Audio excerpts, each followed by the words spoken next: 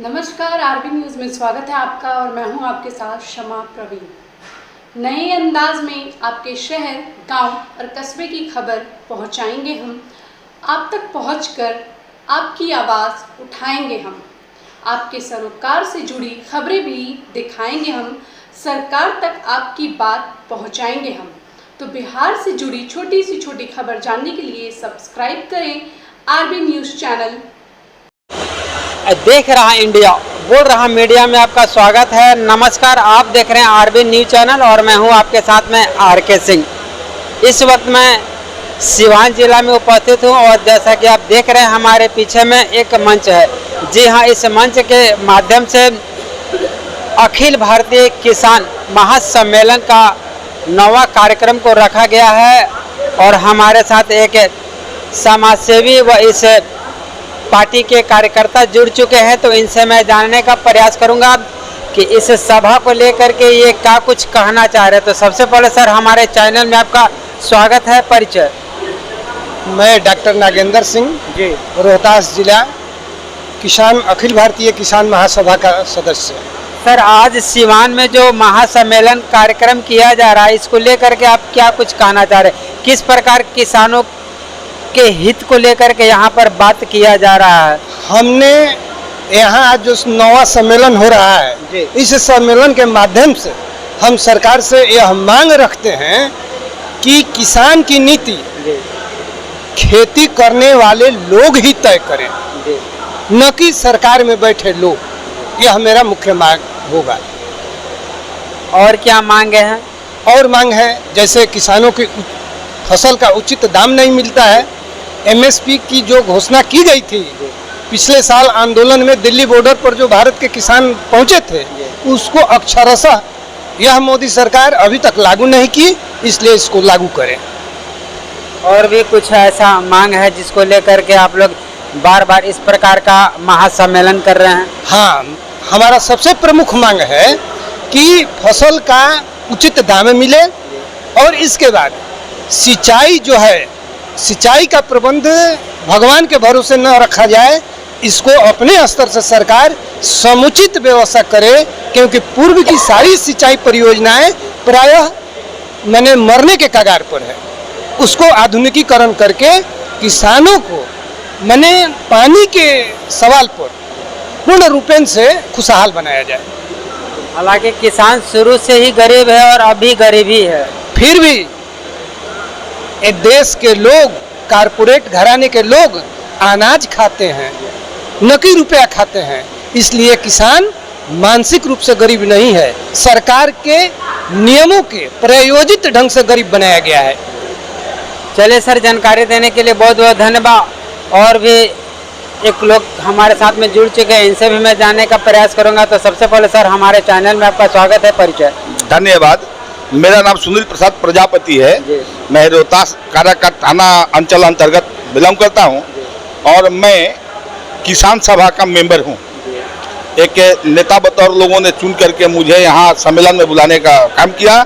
मैंने आया और बोला जाए, सवाल आपका क्या है? और सवाल ये है कि यहाँ पर जो महासम्मेलन चल रहा है, इसके अलावा भी कई बार महासम्मेलन हो चुका है। हाँ। तो आखिर महासम्मेलन जब हो रहा है तो कुछ परिणाम उसका निकल रहा है या नहीं? सर, मुझे ये कहना है, इस महासम्मेलन के माध्यम से किसान महासम्मेलन है।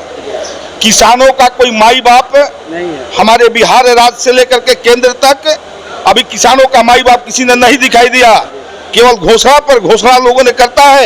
एमएसपी के सवाल है, जैसे किसानों का अभी खेत में लहलहाती धान लगा हुआ है, धान पकने के कगार पर है, पक करके आता है खलिहानों में, औने पौने दाम पर बनियों ने उसे उठा कर ले जाता है।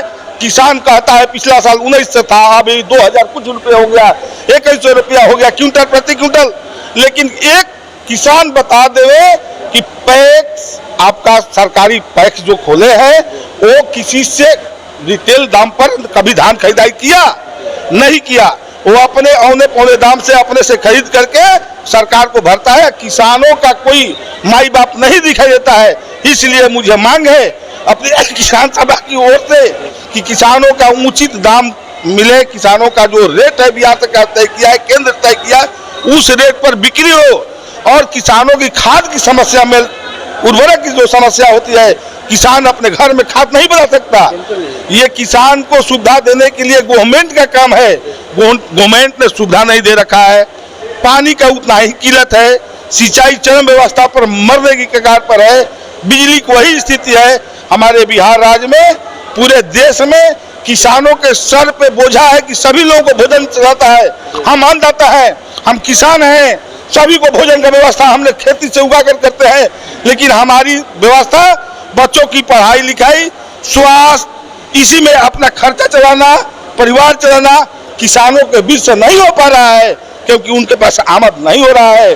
केंद्र और बिहार सरकार ने केवल घोषणा करती है, किसानों का स्थिति बदल रहा है, सुधर रहा है, अब दिन पर दिन गरीबी छा रहा है किसानों के बीच।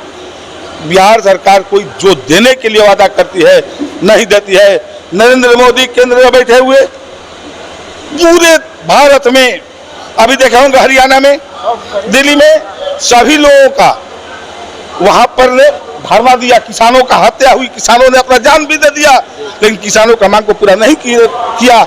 इसलिए इस महासम्मेलन से मैं चाहूंगा कि बिहार सरकार तक बात जाए, केंद्र सरकार तक बात जाए। मीडिया बंधु आपसे मैं चाहूंगा कि प्रसारित और करिए कि हर स्टेट में इसका खबर जाए और किसानों का उचित मूल्य मिले।